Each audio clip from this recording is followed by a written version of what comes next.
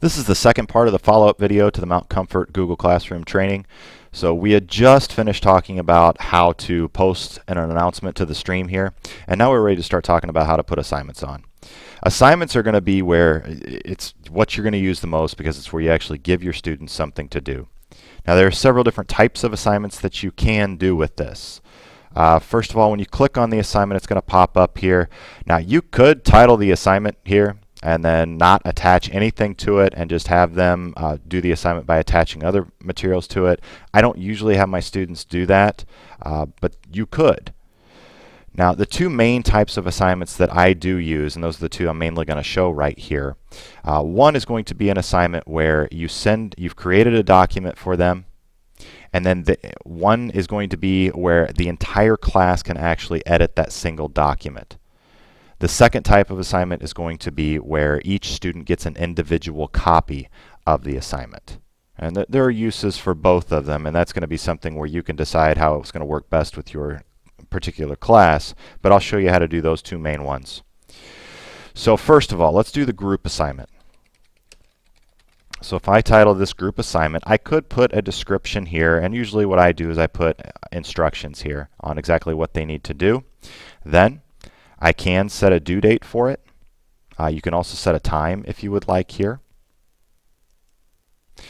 But then you can go and attach a file to it. Now if you want them to be able to edit and then actually be able to turn assignments in, you're going to have to use a Google Doc or some other Google Slides, something like that. You can attach other documents to it. They just won't actually be able to edit it and then turn it in like they can with a Google Doc, form, slide, thing like that. So if you click on the Google Drive icon, it's going to pull up your drive. So then what I always do is I have created these folders where I keep all the materials that I'm eventually going to attach. I've created this folder here, so I'm going to go in there, and I've got one set up for this document the whole class can edit. When I click on this, this is going to open up where I have different options of what I can do with this. So here, if you click on this, you have three options. Either the students can just view the file. Now there are times where if you just want to give them instructions and maybe you want to have them do something offline, you could use that here. I've done it before and it does work for that. The other option, or other two options, one, students can edit the file, and that's the one we're going to use right here. What this means is that one file is going to be shared with the entire class. So if I click on that and then I assign it, it's going to pop up on the stream here, and now you're going to see it pop up on your screen as well, and now you have access to it and can actually start messing with it and adding material to it. So go ahead and click on that. I will too. And as that opens up here, you're going to see where it's going to be the document that you created. The instructions I have on here where it says please type your name followed by your favorite food in the space below. I've got the example, Casey, strawberries. You can see where some other people have already started putting some information in there. But if we're in here live, you're going to start seeing where everybody that is enrolled in the class that has access to this is going to start showing up here with the little colored boxes, and then you're going to see everybody start being able to type things in here, and it can be overwhelming. There are ways around that. I'm sure you guys can come up with ways that you probably can use this in class. I use it for whole group discussions where I can get a whole class in there and they can start discussing with one another, and it is handy for that, but it does take some work as far as making it not just turn into chaos. But it is handy for that, and hopefully you can already see some of the ways that maybe you can use it yourself. So that's one type of assignment. A second type of assignment that you can post on here that I use quite a bit, and this is probably the one that I use the most, is going to be an individual assignment. From here, I'm going to attach that individual assignment, and I already have the document created. Now one other thing I will show you here, I'm going to set it up first to make a copy for each student is going to be important here because that way they each get their individual copy. And then the other thing I'm going to show you here is if you click right there, it's actually going to open up all of your classes which you are a teacher in. And if you want to assign this same assignment to multiple classes and not have to retype it all the time, this is a great place to do that. You can see I have my 3 sports lit classes in there. That way, if I want to just assign the same work to all of them, I just create the assignment here, click all 3, assign it, and it goes to all of them all at the same time. So I've got it set up the way that I want it. I go ahead and click assign, and it pops up. So now you see that individual assignment, which it should pop up on your screen as well. With this one, when you click on that document and start editing it, that you are the only one that's going to have access to that. You can see the directions there, but you're the only one that's going to have access to that. Like I said, this is what I use the most. If I'm going to have them complete a worksheet or anything like that, they would fill it out, and it saves automatically. So then, when they're ready to turn in, this is one difference that you're going to notice is that on your screen, right here next to the comments, you are going to see where it says turn in. This is one place they can actually turn in the work. They can also do it from the assignment page itself, which is going to look a little bit different on the student screen as opposed to the teacher screen. But there will be another place that it says turn in, which they both work the same way. But once they're finished, they turn it in. And then you're going to start seeing, as you would turn them in if you're actually in the class right now, you would start seeing that this would say done up here once you actually click turn in, and that's going to let me, the teacher, know that I have work that I can then go in and grade. So those are the 2 main types of assignments that you're going to be able to use.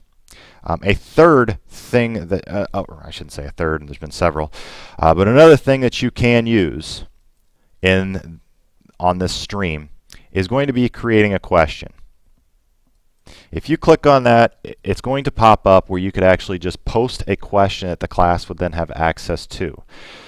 This is great for bell ringers, exit tickets, things like that, where you just want to get a quick answer to a single question and the students have the devices sitting in front of them. So you could just type the title of the question, could just be the question itself, or if you want to title it and then put the description here. I'm just going to go ahead and say, what is your ideal pet, to give you something to be able to answer. And I could put a due date on it and a time and everything. If I wanted to, I could assign it to multiple classes if I wanted to. I could attach things for them. If I wanted to attach a video for them to watch and then answer a question about it, I could do that. But then I go ahead and click Ask.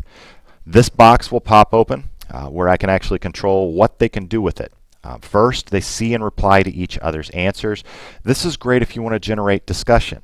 If you have this clicked and a student has answered their question, then they're actually able to go and reply to others. So if you post an opinion question, they start being able to share different opinions. You can actually go and comment on their answers as well. It starts creating some discussion if that's something that you want in your class. You can also make it where they can edit their answers. It's not a default, but you could click that on if you want. Now, one key thing here is, back on the Students tab, we talked about how you can control whether students could comment or post. For them to be able to use this, you have to make it where they can comment. If they can't comment, they can't use these questions. But once you have it set up the way that you want, you click Ask, and it's actually going to post it to the stream. At this point, you're going to go ahead and see it pop up on your screen, and then you can go ahead and start answering that question. And if there were people actually in the class right now, we would start seeing answers pop up here. And then once you had answered your question, you could actually go and comment on other people's. Like I said, there are various applications for that. I use it for sometimes a bell ringer. If I just have a question on something that they read the night before and want to get a quick idea of what they thought of it, they can do that. And then students can respond to it. That way, when you actually bring the class back together, they have lots of things to say. So that is a quick rundown of some of the things that you can post on this stream. One last thing I'll show you, and this is new, that they did not have this until just a few weeks ago, this reuse post. If you have posted things in other classes and you want to repost it, you can actually click on that. It'll pull up all of your classes. And if you go into that class and select it, it'll actually show all of the different posts that you have had. So if you want to go ahead and be able to reuse that in a different class, then you can do that. Where that could be handy is, say next year, you want to use a lot of the same assignments, you can actually reuse those posts and have them pop back up. However, if you delete them, then they don't show up there. So that is a quick rundown of some of the things that you can do with this. And even in this follow-up video, I feel like that it's very fast, but this is just something to kind of give you an idea of what you can do with it. Some different just basic suggestions and ideas. The very first thing I would say is the way to best learn how to use this is just to start to play with it. I know that last year when we started realizing that we had access to this, myself and some of the teachers at the high school, what we did, we each created our own classes. And then we invited some of the other teachers that we were working with, basically other people in my department. I invited them as students, and then I would just post something. I'd post an assignment and have them complete it really quickly so that they could then send it to me, and then I had documents to be able to kind of see what it would look like from both the teacher side and the student side. I was able to play around with how do you actually go and grade and give feedback on different assignments. So that way, you could try things out without actually having the students in there, so that by the time we actually did start adding students into the equation, we sort of knew what we were doing with it. So that's my biggest suggestion, is just start playing around with the different functions that you have in this. And that's going to be the easiest way that you learn. That's the way that I learned how to do a lot of things in this. There are definitely lots of other things that you can do with this. There are a lot of things I didn't have the time to be able to talk about during the actual presentation and during this follow-up video. So I definitely suggest take a look at some of those materials I posted on the About tab right here. Because it gives you so many things to do. This 20 things you can do with a Google Classroom is a great place to start, because it just gives you ideas and things to try. So I would definitely go there, take a look at those listings, and then by all means, if you have questions, if you want a little bit more information about the types of things that I've used it for, what other teachers at the high school are using it for, please send me an email. I'd be happy to shoot you an email back. Give me a call. I can always do that. We could sit down and talk about it over the phone, or if it works out that you just want to be able to sit down and sort of pick my brain face to face, we could probably set up a time to do that as well. I would love to help in any way I can. Thanks for attending the session itself, and also if you're viewing this video, thanks for taking the time to take a look at it, and I hope that Google Classroom is something that you can incorporate into your own classroom. Thanks.